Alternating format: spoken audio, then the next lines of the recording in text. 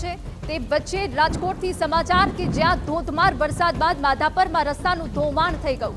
રસ્તા પર 1 ફૂટથી વધુ ઊંડા ખાડા જોવા મળી રહ્યા છે। મસમોટા ખાડાના કારણે રસ્તા પર બેરિકેડ મુકાયા। રસ્તા પરથી પસાર થતા અનેક વાહન ચાલકોને હાલાકી પડી રહી છે।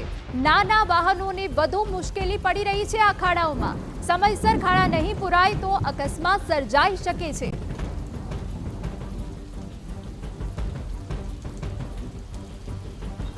રાજકોટ શહેરમાં ભારે વરસાદ બાદ રસ્તાનું ધોવાણ છે તે થઈ ગયું છે। આપને હું દ્રશ્યો બતાવવા માંગીશ।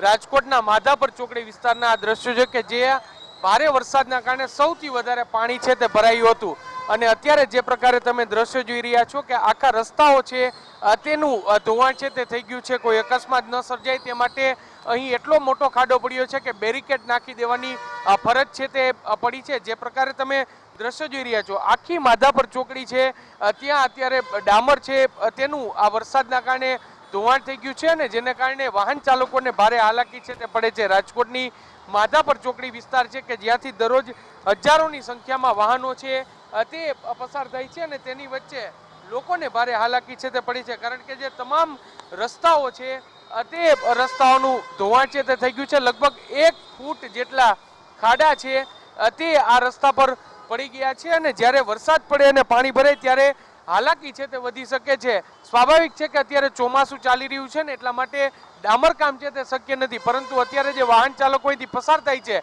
તેમને કોઈ પણ પ્રકારની મુશ્કેલી ન પડે ત્યારે ત્વરિત અહીં મોરમ કપચી નાખવી ખૂબ જ જરૂરી છે। જો આ પ્રકારની કામગીરી છે તે કરવામાં નહીં આવે તો જરૂરથી મોટો અકસ્માત થવાનો પણ ભય છે તે રહે છે। ખાસ કરીને જે નાની કાર અને રિક્ષા અને નાના વાહનો છે તેને ચાલવા માટેની ખૂબ જ વધારે મુશ્કેલી પડે।